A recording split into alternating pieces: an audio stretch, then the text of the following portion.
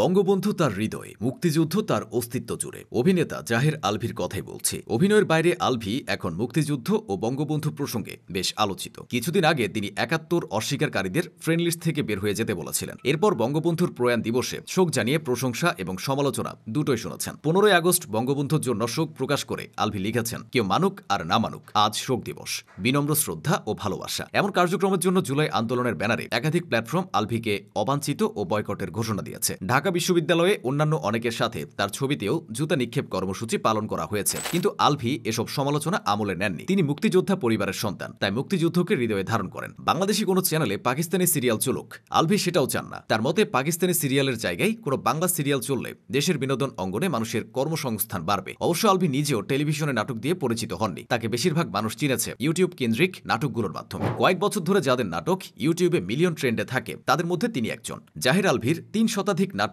ইউটিউবে million view পেরিয়েছে। তিনি মনে করেন সাধারণ মানুষের ভালোবাসা তাকে আজ এই জায়গায় নিয়ে এসেছে। মিডিয়াতে প্রায় এক যুগের ক্যারিয়ার জাহের আলভীর। বেশ লম্বা ক্যারিয়ারে তিনি অভিনয় করেছেন ৪০০টিরও বেশি নাটকে। তার উল্লেখযোগ্য নাটকের মধ্যে রয়েছে কাক, ভালোবাসা এমনই, কপাল, বেইমান ও অসহায়ের মতো ভালোবাসি। তবে মজার ব্যাপার হলো নায়ক নয়, আলভী ইন্ডাস্ট্রিতে এসেছিলেন গায়ক হতে। ছোটবেলা থেকেই তার গানের গলা ভালো ছিল। কৈশোরে বন্ধুদের সঙ্গে আড্ডায় গলা ছেড়ে গাইতেন। পারিবারিক অনুষ্ঠানে গানের অনুরোধ করত সবাই। ২০১৩ সালে আলভী নাম লেখান রিয়েলিটি শো চ্যানেল আই সেরা কণ্ঠে। কয়েক ধাপ পেরিয়ে শেষ পর্যন্ত থামতে হয় সেরা ১৫তে। প্রচন্ড মন খারাপের সঙ্গে জেদ চাপে নিজের মধ্যে। ওই বছরই আরেক reality show fair and handsome the ultimate ম্যানে রেজিস্ট্রেশন প্রক্রিয়া চলছিল। এক আত্মীয় আলভীকে তখন পরামর্শ দিয়েছিল, এখানে একটা সুযোগ নিয়েই দেখো। তার কথা শুনে রেজিস্ট্রেশন করেন তিনি। এরপর সেখানে দ্বিতীয় রানার আপ হয়ে শেষ করেন প্রতিযোগিতা। রিয়েলিটি শোতে দ্বিতীয় রানার আপ হওয়ার পরদিন সংবাদ মাধ্যম থেকে টেলিভিশন সবখানে আলোচনায় আলভী। অন্য অনেকের মতো তিনিও তখন ভেবেছিলেন ভালো কাজের প্রস্তাব আসতে থাকবে, কিন্তু সময়ের সঙ্গে তা ভুল প্রমাণিত হতে থাকে। আলভী কাজের জন্য ছুটতে শুরু করেন নির্মাতাদের কাছে। এরপর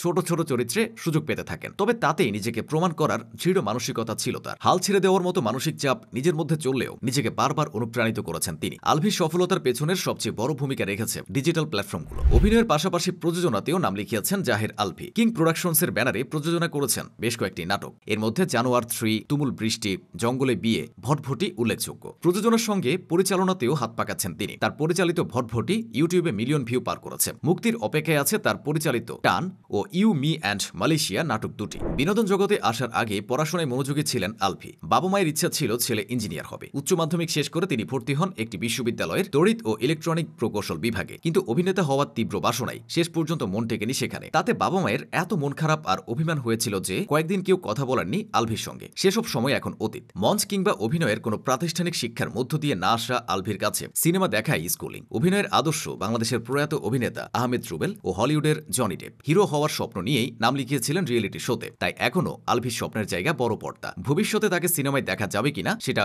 সময় বলে দেবে।